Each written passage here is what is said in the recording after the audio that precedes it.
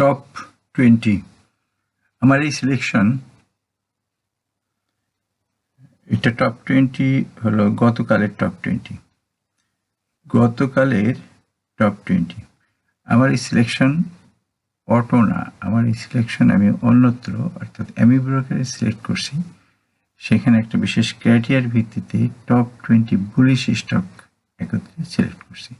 এর মধ্যে যেগুলো আছে এই হলো, যদিও বলি যে টপ 20 কিন্তু আসলে টপ 20 না, এখানে আরো বেশি আছে, 40টা আছে। এগুলা হলো বেশ কিছুদিন যাবৎ বুলিশ ট্রেন্ডে আছে। আমি সবগুলো অ্যানালাইসিস করে পারিনি, যে কটা অ্যানালাইসিস করতে পেরেছি আমি শুধু সেইগুলোর অ্যানালাইসিস এইখানে দিব, আর বাকিগুলা দিতে পারবো না।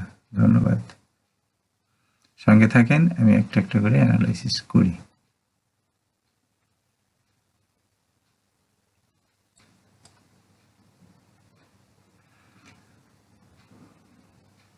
গতকাল সবচেয়ে বেশি বেড়েছে বঙ্গস এদিকে এই অংশটা লক্ষ্য করেন, এই অংশটা একটা ক্যাটশেয়ার প্যাটার্ন তৈরি করছে এবং সেই ক্যাটশেয়ার প্যাটার্নের টার্গেট পয়েন্ট এখানে এটা চলে আসছে। সুতরাং টার্গেটে যখন আসছে তখন মনেই করা যায় যে শেয়ারটা এখন ব্যাক করবে, এবং আসলেও ব্যাক করতেছে।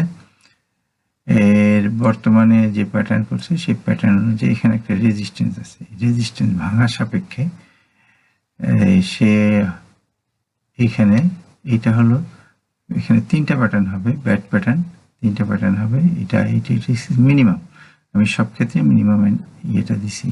তারপরে আরো 86 মানে হলো 127.90, পরবর্তীতে হয়তো 127, তারপরে 161.8%। তবে এই ধরনের শেয়ার মানে বর্তমানে যে অবস্থা তার পরিপ্রেক্ষিতে আমার মনে হয় মিনিমাম টার্গেট রাখাই ভালো। দ্বিতীয়ত আসছে আনোয়ার গ্যালভানিজিং বটম লাইনে আছে, অর্থাৎ কনসিডারেশনে। সে যখন ব্রেক করবে, এই যে তার ব্রেক করছে, রিটেস্ট করবে, রিটেস্ট করার পরে সে এইখানে তার যে রেজিস্ট্যান্স বা আমরা বলতে পারি এই প্যাটার্নটুকের যে টার্গেট সেটা হলো 97.50। ওকে, নেক্সটে আসছে সিবিওপিআরএলও একটা ব্যাড প্যাটার্ন। আমি এটাও বঙ্গদের মতোই ছোট অ্যানালাইসিস করছি, স্বল্প দৈর্ঘ্য অ্যানালাইসিস। 86% মানে হলো 148.0। আচ্ছা, তারপরে আরো কয়েকটা প্যাটার্ন আছে। আমি তো আগেই বলছি যে আমি সব অ্যানালাইসিসগুলোর সবচাইতে লো টার্গেটটা আমি এখানে দেওয়া আছে, যাতে বর্তমান মার্কেটের সঙ্গে সামঞ্জস্যপূর্ণ। আচ্ছা, নেক্সটে আসছে সিবিওপিআরএল। আচ্ছা, সিবিওপিআরএলটা খুব ইন্টারেস্টিং। এটা আমি একটু বড় করেই একটু ভিন্নভাবেই দিই। সিবিওপিআরএল এর যেটা বিষয়টা হলো, আমি 2 ডেজ ভিউতে দিব, 2 ডেজ না 3 ডেজ ভিউতেই দিই। 3 ডেজ ভিউতে আছে। এখানে একটা বিষয় লক্ষ্য করেন, এটা হলো একটা শার্প প্যাটার্ন, যেটা ব্লু লাইনে দেখতেছেন, এটা একটা শার্প প্যাটার্ন। শার্প প্যাটার্নের টার্গেট হিসাবে সেটা হলো 12.70 জাহিন স্পিন। আচ্ছা, জাহিন স্পিনের এখন এখানে কিন্তু আরো একটা প্যাটার্ন আছে, সেটাও একই টার্গেট, সেটা হলো উলফ ওয়েভ। এই যে লাল দিয়ে যেটা অঙ্কন করা, এটা উলফ ওয়েভ। উলফ ওয়েভের বৈশিষ্ট্য হলো এই 2 1 2 3 1 2 3 4। আচ্ছা, এই তিনটা, এই রেখাটা যেখানে, এই দুটা রেখা, এই 1 আর 5 রেখাটা টানলে যেখানে মিলবে, এই 2 থেকে এই রেখার উপর দিয়ে যেটা যেখানে মিলবে, সেই মিলিত জায়গাটা হবে তার টার্গেট ডেট, অর্থাৎ কিনা 14 জুলাই। কিন্তু সঠিক 14 জুলাইতে আসবে এমন না, হয়তো তার আগে পিছিয়ে আসতে পারে। আচ্ছা, আর এদিকে অর্থাৎ 1 on 3% মানে হলো 12 টাকা 70 পয়সা। মেবি জুলাই মাসের মাঝামাঝি দিকে সে এই টার্গেট মিট করতে পারে, এটা আমার এই অ্যানালাইসিস বলে। ওকে, নেক্সটে আসি।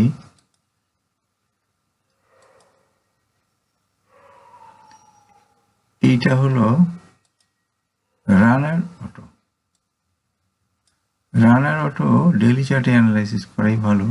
এখান থেকে আচ্ছা, রানার অটো 5-তে অবশ্য তার হারমোনিক প্যাটার্নে এটাও ব্যাট প্যাটার্ন, তার টার্গেট আসে এইখানে 42.60, কিন্তু এইখানে যদি অন্যভাবে হিসাব করি, পুল back and retracement and pool back হিসাবে যদি হিসাব করি, তাহলে পরে এটা ওই প্রায় একই টার্গেট আসে। এই হলো রিট্রেসমেন্ট, আমরা দেখতে পাচ্ছি যে প্রায় আচ্ছা 50% যদি রিট্রেসমেন্ট হয়, সেক্ষেত্রে আমাদের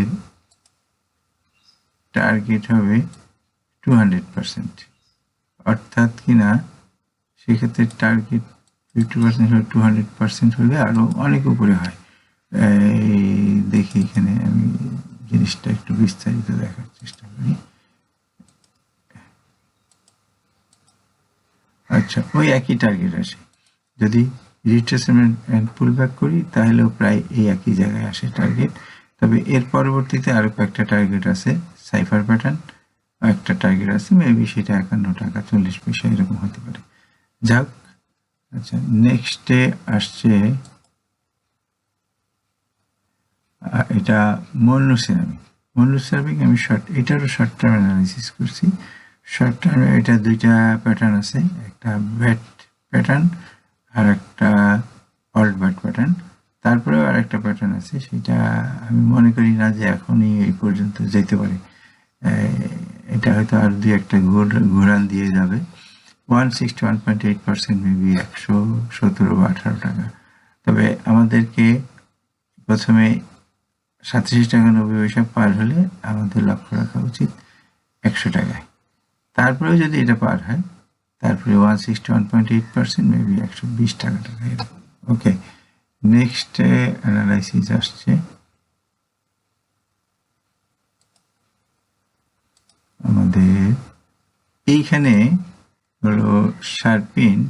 এটা তার রিট্রেসমেন্ট হয়েছে 61, প্রায় 61.8%, এবং সে অলরেডি তার রেজিস্ট্যান্সটা ব্রেক করছে।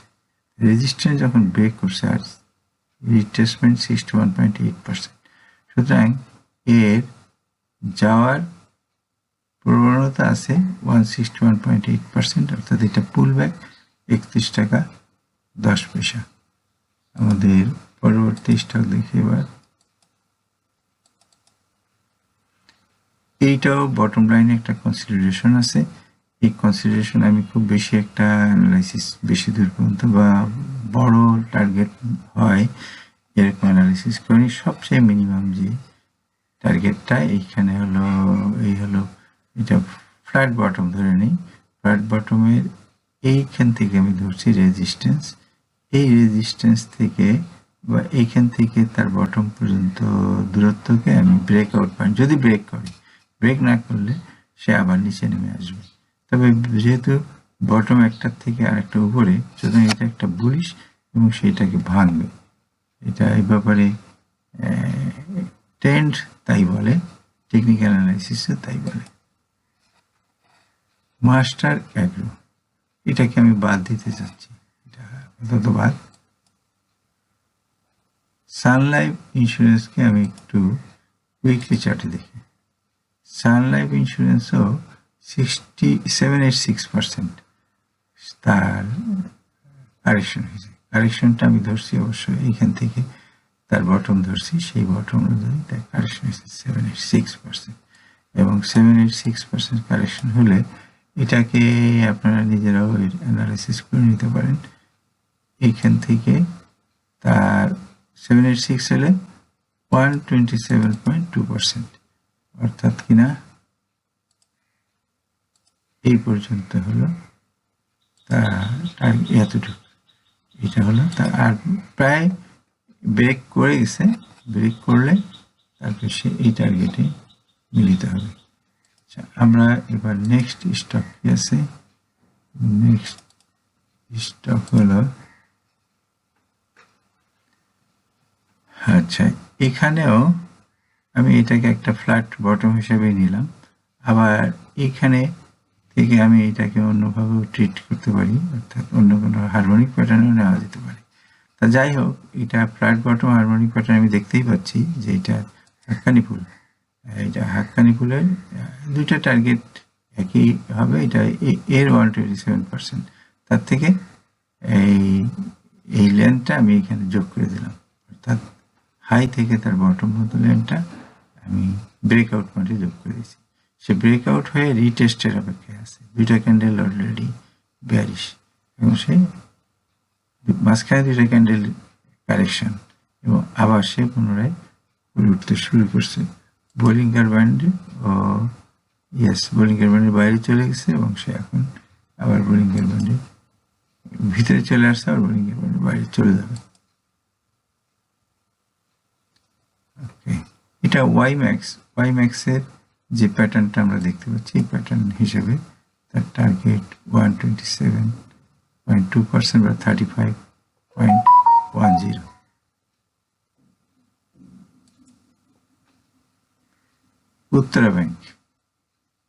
উত্তরা ব্যাংকের টার্গেটটা কি মিট করছে, মিট করতে পারেনি, এইখানে ছিল তার টার্গেট। এখন যে অবস্থা, তাতে সে টার্গেট যেহেতু মিট করেনি, আবার রিট্রেসমেন্ট করছে হলো এখানে 61.8% প্রায়। সো আমরা এইখান থেকে যদি তার টার্গেট নির্ণয়ের চেষ্টা করি, তাহলে পরে তার যাওয়ার কথা পুল ব্যাকে, অর্থাৎ 28.70 টাকা, 127.2%, 28.70 টাকা। নেক্সট আসছে সাইনো বাংলার আমার অ্যানালাইসিসটা আমি করছি, এটা যেহেতু ম্যাকডি দিয়ে করছি, এবং সেই ম্যাকডি হিসাবে যদিও বলে 261.8% বা 67 পর্যন্ত যাবে, এটা একটা 1-2-3 প্যাটার্ন। 1-2-3 প্যাটার্নের রেজিস্ট্যান্সগুলো হলো 47 টাকা, 55 টাকা, আর 67.40। এই হলো এই সাইনো বাংলা অ্যানালাইসিস, অর্থাৎ এইখানে যে যাবে বা যে কোনো পজিশনে যাবে সেইটা সেরকম না, অর্থাৎ তার লেভেলগুলো, রেজিস্ট্যান্স লেভেলগুলো এখানে, এবং এর 1-2-3 প্যাটার্নে এখানে তার যাওয়ার সম্ভাবনা আছে, সেই জন্যই আমি এটা এখানে দিয়েছি। নেক্সটে আসছে প্রাইম ব্যাংকের রিট্রেসমেন্ট অ্যান্ড পুল ব্যাক হিসেবে আমি এখানে একটু 1 উইক চার্টে দেখাই। রিট্রেসমেন্ট আমি এইটুকু জায়গার মধ্যে দেখাইছি। আবার যদি আমি লং টার্মে দেখাই, আমি লং টার্ম হিসাবে যদি দেখাই, তাহলে তার টার্গেট আসে এইখানে, কিন্তু ছোটোখাটো যে টার্গেটগুলা সেটা মিট করবে সুইং ট্রেডারদের জন্য, অর্থাৎ বর্তমানে সুইং ট্রেডারদের জন্য 26.90 টাকা।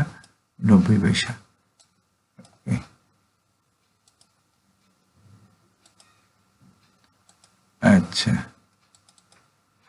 এটা এডিএনটেল ব্রেক করছে, এডিএনটেল 3 টাইমস ট্রাই করছে, এটা ব্রেক করছে। আমি এখন ক্যাটস ইয়ারের উল্টাটা করছি। ক্যাটস ইয়ার তো আমরা দেখাইছি যে উপর থেকে নিচের দিকে যায়, এটা ঠিক একই ক্যাটস ইয়ার প্যাটার্ন, নিচের থেকে উপরের দিকে যাচ্ছে। দুইবার রেজিস্ট্যান্স ব্রেক করার চেষ্টা করে পারেনি, এবার রেজিস্ট্যান্স ব্রেক করছে। সুতরাং যদি ব্রেক করে সে অগ্রসর হয়, এখনো রিটেস্ট কমপ্লিট হয়নি, যদি ব্রেক করে সামনের দিকে অগ্রসর হয়, তাহলে পরে এই বটম থেকে রেজিস্ট্যান্স পর্যন্ত দূরত্বটাকে এখানে যোগ করে দিতে হবে, অর্থাৎ কিনা তার টার্গেটটা দাঁড়াবে 139.60। এশিয়াটিক ল্যাব সম্ভবত এখানে মিড বোলিংয়ের ব্যান্ড টাচ করে, আমি বোলিংয়ের ব্যান্ডেই দেখাই, মিড বোলিংয়ের ব্যান্ড টাচ করে আবার বল উঠবে।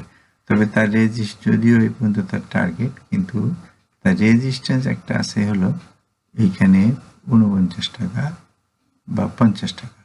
এই রেজিস্ট্যান্সটার ব্যাপারে সতর্ক থাকতে হবে। আচ্ছা, নেক্সট হলো আইসিবি সোনালী, এটাও রেজিস্ট্যান্স আটকে গেছে, এটা একটা রাউন্ডিং বটম। সুতরাং দেখা যাক রাউন্ডিং বটমটা এটা যদি ব্রেক করে, ব্রেক করলে এই পজিশনের 127.2%। আমি এটা অ্যানালাইসিস দিলাম না, কারণ এটা এই ক্ষেত্রে দেখি এটার উইকলি চার্টে কি বলে। আচ্ছা, এই ক্ষেত্রে আমার মনে হয় এইখানে একটা কঠিন রেজিস্ট্যান্স আছে, সুতরাং এই রেজিস্ট্যান্স ব্রেক না করা পর্যন্ত আরো উচ্চ আশা আমি করতে পারি না। হয়তো বা এখানে একটা ডাব্লু বাটন করে ফেলতে পারে, এই জায়গাটা এখানে একটা ডাব্লু বাটন করলে এখান থেকে চলে আসবে, তারপরে আবার উঠবে। কারণ ডাব্লু বাটন ছাড়া এটা শক্তিশালী হওয়ার কোনো পথ দেখছি না। এখানে একটা ডাব্লু বাটন না হলে শক্তিশালী হতে পারবে না বলে মনে হয়। আচ্ছা, KBPWL, এখন এই স্টকটা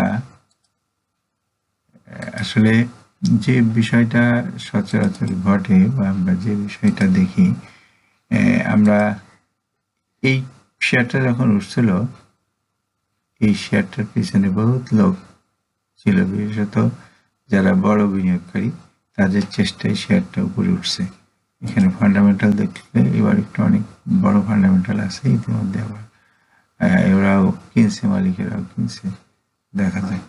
আচ্ছা, তারপরে শেয়ারটা পড়ে যায়, পড়ে যাওয়ার পরে এখন তার পাবলিক আবার এটার প্রতি ঝুঁকছে। এটার প্রতি ঝুঁকার ফলে এখন আমি এটাকে অ্যানালাইসিস করছি হলো রিট্রেসমেন্ট অ্যান্ড পুলব্যাক। এটা অন্যান্য প্যাটার্নও হয়, আপনারা করে নিতে পারেন। আমি দু একটা হিন্ট দিচ্ছি। একটা হলো ক্র্যাপ প্যাটার্ন। ক্র্যাপ প্যাটার্নের টার্গেট সাধারণত মিস হয় না। আবার এইদিকে যদি রিট্রেসমেন্ট অ্যান্ড পুল ব্যাকের হিসাবও করি, সেই হিসাবেও শেয়ারটা 161.8% যায়। অর্থাৎ বিভিন্নভাবেই এই প্রাইস মুভমেন্টের টার্গেট একই জায়গায় 346.40। আমরা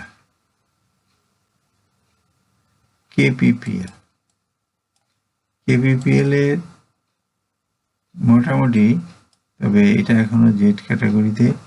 আচ্ছা, একটা বিষয় যে কেবিপিএল একসময় তার টার্গেট 161.8%, এটা কেবিপিএল এর মতোই, খান ব্রাদার্সের মতোই, কিন্তু হিসাব করতে হবে যে আমাদের খুব চাষি হলে চলবে না। এইটা হলো যে এক সময় আমরা যেটাকে বলে থাকি যে গেম, সেইটা আসলে বড় বিনিয়োগকারীদের অন্তর্ভুক্ত। তাদের চেষ্টায় এটা একসময় উঠছে, উঠার পরে তারপরে তারা এটাকে ছেড়ে দিয়ে চলে গেছে, কিন্তু লুজাররা এটার মধ্যে আছে। তারা চাচ্ছে একটা আত্মরক্ষামূলক অবস্থানে আসলে তারাও ছেড়ে দিয়ে বের হয়ে যাবে। তারাও বুঝতেছে যে শেয়ারটা আবার দ্বিতীয়বার এই পর্যন্ত যাবে না, ফলে তারা তাদের কিছুটা রিকভার হয় এরকম একটা পজিশনে। সাধারণত সেটা 61.8 থেকে 786% হয়ে থাকে। এটা 61 অর্থাৎ কিনা 48 টাকা থেকে 39 টাকা, 39 টাকা থেকে 48 টাকা, এর মধ্যে যাওয়ার একটা সম্ভাবনা আছে। কিন্তু তারপরেও একটা বিষয় যে এইখানে কিন্তু রেজিস্ট্যান্স, এই রেজিস্ট্যান্সটা ব্রেক করতেও এর জন্য বেশ কষ্ট হবে। এটা হলো 38%। এখানেই আবার তার রেজিস্ট্যান্স, যদি এখানে আটকে যায় তাহলে সেটা আমি বলবো যে ভালো। এখানে আটকে গেলে সে একটা ডবল বটম বা ডাবল বটম করবে। এইটা একটা শেয়ার মুভমেন্টের ক্ষেত্রে শক্তি সঞ্চয়। ডবল বটম সবসময়, ডবল বটম, ট্রিপল বটম, এগুলো একটা শেয়ার মুভমেন্টের শক্তি সঞ্চয়। এবং এইটা যখন একটা ডাবল বটম করবে সেই সময় হয়তো সে আরো বেশি উপরে উঠতে পারে। সেটা ঠিক, কিন্তু এই অবস্থায় তার উপরে ওঠার সম্ভাবনাটা আমার কাছে খুব বেশি মনে হয় না। অর্থাৎ 33 টাকা থেকে 39 টাকা। সোনারগাঁও টেক্সটাইলস। সোনারগাঁও টেক্সটাইলসে আমি এখানে একটা ছোটখাটো অ্যানালাইসিস করছি।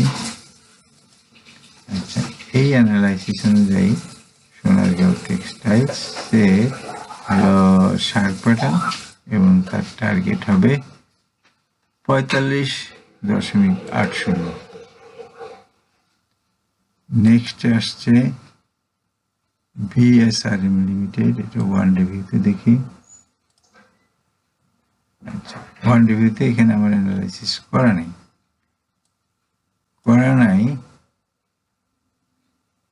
Sorry, VSRM limited bat pattern থেকে 3টে প্যাটার্ন বের হতে পারে। একটা ব্যাট, এখানে অল ব্যাট 98, মেবি এখানে 107 হলো ক্র্যাপ প্যাটার্ন। যাই হোক, আমি এই সুইং থেকে নিছি। এই সুইং এই টার্গেট মিট করার পরে এইখান থেকে অ্যানালিসিস করা যেতে পারে।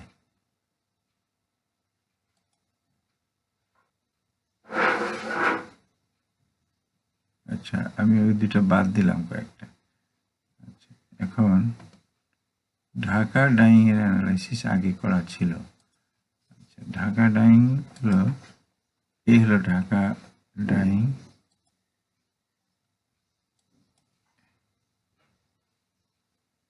আচ্ছা, এখানে ভুল আছে, আমি একটু সংশোধন করি। ঢাকা ডাইং, আচ্ছা, Dhaka dyeing channel breakout, retest এবং তার টার্গেট। নেক্সট আসছে